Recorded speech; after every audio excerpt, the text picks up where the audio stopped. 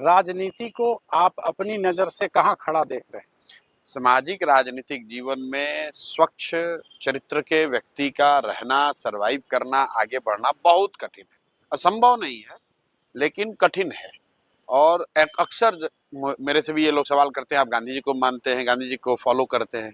तो मैं कहता भी हूँ कि भाई हम लोगों की आज के दौर में हमारी इतनी चारित्रिक शुद्धता, इतनी ताकत नहीं है कि मैं ये कह सकूं कि मैं गांधी जी को फॉलो करता हूं। हाँ, ये जरूर है कि प्रयास कर रहे हैं कि जितना हो सके उनके बताए हुए रास्ते, उनके बताए हुए जो तरीके हैं उसको फॉलो करें।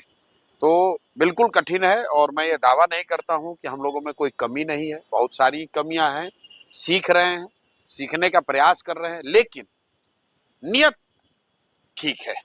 नियत बस इतनी है, सोच बस इतनी है कि जिस धरती में जन्म हुआ, जहां हमारे बाप दादा कभी मजदूर रहे, उसी धरती के सरकारी विद्यालय से पढ़कर अगर जीवन में कुछ हासिल कर लिए हैं, तो मुझे ऐसा लगता है कि मेरी ये जिम्मेवारी है कि मैं प्रयास करूं। सफलता मिलेगी नहीं मिलेगी इसकी कोई महत्ता नहीं है मेरे लिए। मैं आपको बिल्कुल ये बताऊं, मैं रोज कहता हूं लोगों से कि आप ये चर्चा कर रहे हैं कि प्रशांत किशोर सफल होंगे कि नहीं होंगे।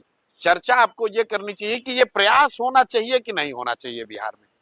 क्योंकि बिहार को सुधारने का जो प्रयास है, वो चाहे आप करें या हम करें, आज हो या 10 वर्ष के बाद, करना तो किसी न किसी बिहार के आदमी को ही पड़ेगा। बिल्कुल। और सुधार की जरूरत क्यों है?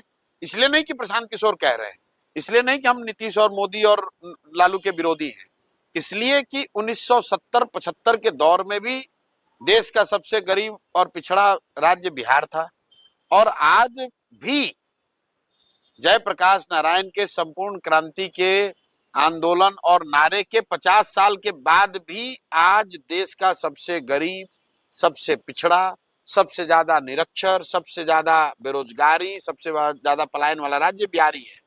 तो परिवर्तन तो, बदलाव तो होना ही चाहिए। अब बदलाव करेगा कौन?